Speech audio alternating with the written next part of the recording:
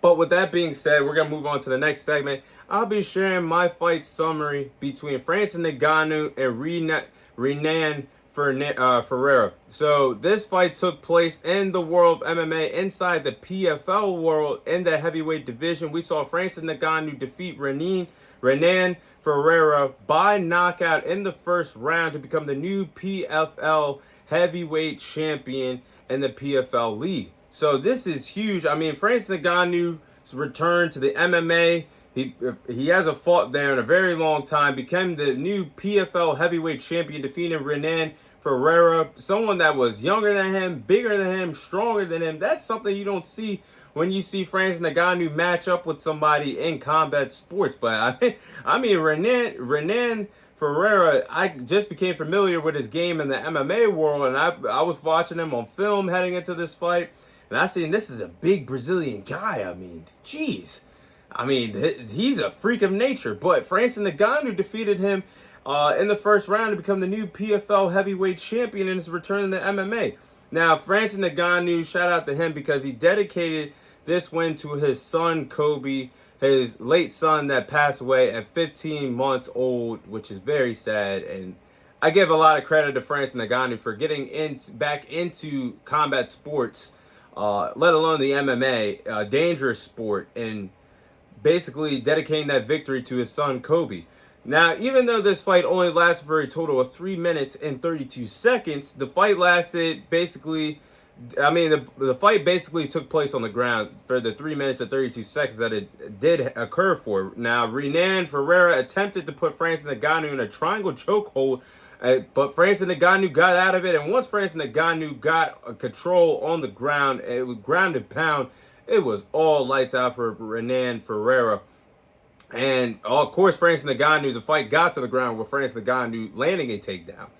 So I like, from what I saw for the 3 minutes and 32 seconds, Francis Ngannou looked pretty good in the MMA, getting back into the octagon. So we'll see where his career goes from this point. But I gotta say, Francis Ngannou deserves his flowers because Francis Ngannou is has one of the greatest heavyweight resumes in MMA history. I mean, look at what Francis Ngannou has done in the heavyweight division across two platforms, the UFC and the PFL League. He's a former heavyweight champion in the UFC, defeated 7 world champions in his time spent with the UFC. He even went over to boxing when he felt like he wasn't worth the money in UFC anymore.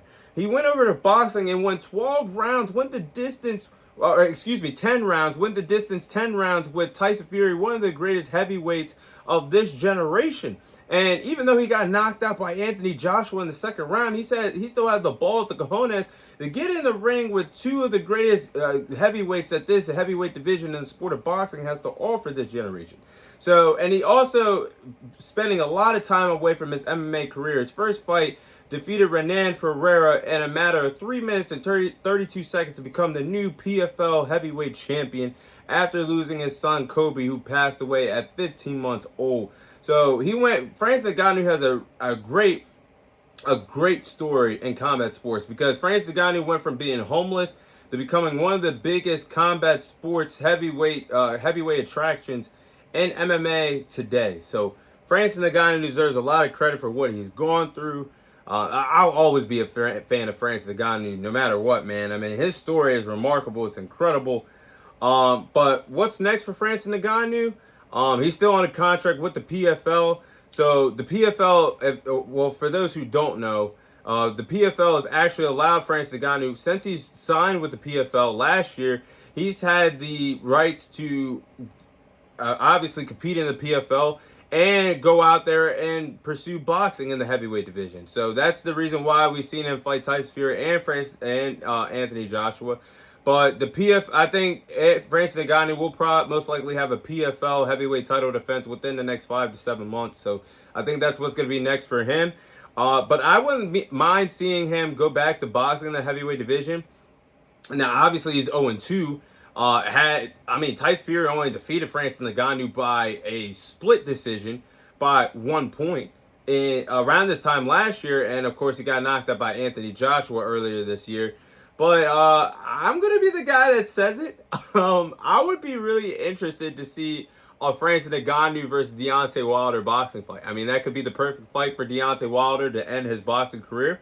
And Francis Ngannou has said that he is open to doing that. So why not against some great guys that can throw some big time blows in the heavyweight division? I mean, realistically, that's a good fight for Deontay Wilder if he wants one more fight. And I think that's a good fight for Francis Ngannou if he still wants to test himself against some of the best boxers that the heavyweight division has to offer. So I think that's a fun fight still. But in a dream world, and I know this will never happen, but in a dream world, I wish Dana White would put his ego to the side and have UFC collaborate with PFL just for one night and one night only to put together a big event that have that big heavyweight fight that we were robbed of in the UFC between Jon Jones and Francis Ngannou. Two of the baddest heavyweights that the MMA world has seen this generation.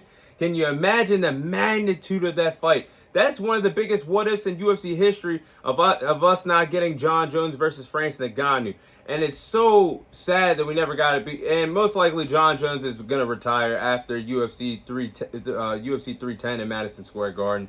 But man, that would have been a great dream matchup between Jon Jones and Francis Ngannou if we could get them in the octagon with two guys that pack a punch, two great strikers. I mean, Jon Jones would have the edge in the grappling department over Francis Ngannou. But man, that's going down as one of the biggest what-ifs in UFC history because that's a fight that we should have gotten, but we were robbed of the opportunity. But man, I would just love to see it one collaboration, one night only with the UFC and PFL working together to give us this dream heavyweight fight. But those are my thoughts on Francis Ngannou versus Renan Ferreira, and those are my thoughts on what's next possibly for Francis Ngannou.